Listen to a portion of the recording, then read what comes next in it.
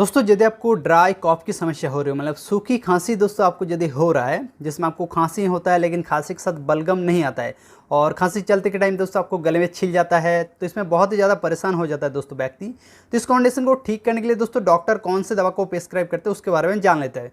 तो इसको ठीक करने के लिए दोस्तों डॉक्टर एक सिरप इन 2 तरह का टैबलेट को प्रिस्क्राइब करता है। तो इसमें से जो सिरप है दोस्तों वो है डेक्स्ट्रोमेथर्फेन प्लस सीपीएम कॉम्बिनेशन का सिरप को डॉक्टर दिन में 3 टाइम 10 ml करके लेने को सलाह देता है।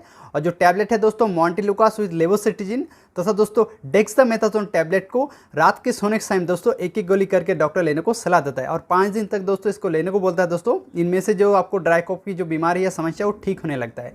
तो दोस्तों ऐसे ही दवाई से जुड़ी महत्वपूर्ण जानकारी के लिए हमारे चैनल दवा जानकारी को सब्सक्राइब